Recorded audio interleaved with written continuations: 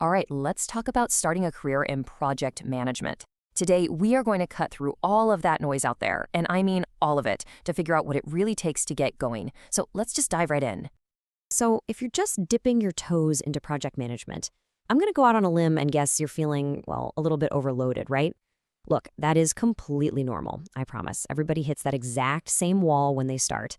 It's like you're staring at this giant mountain of information, and you've got 100 different people shouting at you about which path to take to the top. It's a lot. And honestly, this is why it feels so chaotic. It's this alphabet soup of acronyms and buzzwords. You're scrolling through LinkedIn and you see PMP, CAPM, Prince2. Then you're in a meeting and you hear Agile, Scrum, Safe. Then someone mentions Jira, Asana, Gantt charts, Critical Path. I mean, it's just endless, and it is so easy to feel like you are already hopelessly behind before you've even started. But I'm here to tell you that's just not true. Okay, let's just hit pause on all that chaos for a minute. Let's talk about what actually matters. Because, most people starting out, they get fixated on all the wrong things. The stuff that looks shiny and important from a distance, but isn't really the core of the job. This quote, this is it. This is the whole job in a nutshell. It's the big secret that for some reason nobody really talks about. Your job isn't about memorizing jargon or acing an exam. It's about stepping into a messy, confusing situation and bringing two things, clarity and momentum. That's the game. And the best part? You don't need anyone's permission or a fancy piece of paper to start doing that right now. I want you to think of this one sentence as your new North Star. Seriously. Maybe even write it down on a sticky note and put it on your monitor. My role is to bring clarity to the team and keep the project moving forward. Anytime you feel lost, anytime you feel that overwhelm creeping back in, just come back to this. Ask yourself, is what I'm doing right now bringing clarity? Is it helping us move forward? If the answer is yes, you're doing your job. It's really that simple. Okay, so if our goal is clarity, the very first step is to get rid of all the clutter. So we're going to create what I call your official not now list. Think of it like this. We're putting up some guardrails to protect your focus and, let's be honest, your sanity, so you can put your energy where it's actually going to make a difference. This is the stuff that beginners obsess over, but honestly, you shouldn't, at least not yet. You've got that whole certification alphabet soup, right? The PMPs, the agile stuff. Then there's this pressure to become a master of every single PM tool on the planet. And don't even get me started on trying to pick the perfect methodology. But here's the key. These are distractions. They're not the starting line. And please, please don't burn yourself out trying to act like you know everything already.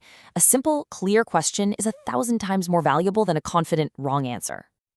I'm not kidding. We are officially giving you permission to just push all of this to year 2. And this isn't about being lazy or procrastinating. This is a strategy, a really smart one, actually. It's how you avoid burnout and give yourself the space to focus on the things that will actually make you a good project manager in your first year. All right, so we've cleared out all the stuff you can safely ignore for now. So what's left? What should you actually be focusing on? Let's build your real starter kit. And I promise you, it's way, way simpler than you've been led to believe. This really gets to the heart of the mindset shift you need to make. See, beginners think what matters are the things on the left. Certifications, fancy tools, complex jargon, looking perfect. But what actually matters are the things on the right. Instead of worrying about a certification, worry about creating clarity. Instead of obsessing over a fancy tool, focus on being organized. Forget the jargon, build your awareness of what's really happening, and stop trying to be perfect, just communicate. It's a huge shift from trying to look like a PM to actually being a great one. So here they are, the 5 essential skills for any beginner. Number 1, communication. This is your real superpower. It's everything. 2, requirements. This just means deeply understanding what people actually want. Get this right and you avoid so many problems later.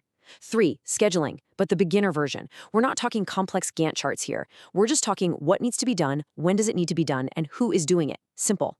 4, risk management, starter level. Can you spot problems before they blow up? And finally, number 5, stakeholder expectations. The golden rule here, never ever surprise people.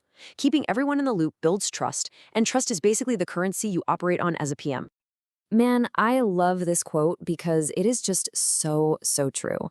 Any experienced manager will tell you this. A good project manager with a simple spreadsheet will always, always run circles around a confused PM who's fumbling with some super complicated piece of software.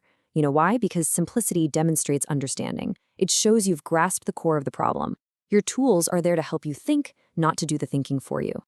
And this is it. This is your entire starter pack. With these 4 simple tools, I swear you can manage probably 90% of the projects you'll encounter early on. So what are they? Step 1, a simple task tracker. A spreadsheet is perfect. It just answers who is doing what by when. That's it. Step 2, a RAID log. This sounds fancy, but it's just a place to write down risks, assumptions, issues, and decisions. It's your central hub for all the tricky stuff. Step 3, a 1-page project plan. Just 1 page that says what you're doing and why. And finally, step 4, a template for a weekly status update. So simple, but so powerful for keeping everyone on the same page. You could literally build all of these this afternoon. Okay, so now we know what to focus on, and we know what to ignore. We have our starter kit. The next logical step is to put it all together into a path forward. So let's lay out a simple, stress-free roadmap for your first year in the job. See how this is structured? It's all about building on a solid foundation. For the first 3 months, your only job is to get your bearings. Build that clarity, build trust with your team, and get your simple PM system in place. Then, for months 4 to 6, you start to really hone those core skills we talked about: communication, requirements, scheduling. Once you've got that down, from months 7 to 9, you're ready to get some real experience. Try to run 1 or 2 small projects from start to finish. And then, and only then, in those last few months, do you start to think about the future. You look back at what you've actually done and decide which certification, if any, makes sense for you. And that right there is the whole point. By the end of your first year, you're no longer just guessing or feeling your way in the dark. You are choosing with intent. You're not going after a PNP just because some blogger told you to. You're making an informed decision based on your own real-world experience about what's right for your career. That's a total game changer. Look, if you forget everything else we've talked about today, please remember this one thing. Clarity is your superpower. It is the single most valuable thing you can bring to a team, and you can start using it this afternoon. So I want to leave you with a question, a little challenge. For a minute, just forget about all the certifications and the tools and even the roadmap. Just think about this. What is one thing, just one tiny thing, that you can make a little bit clearer for your team this week? Start there. That's how you begin.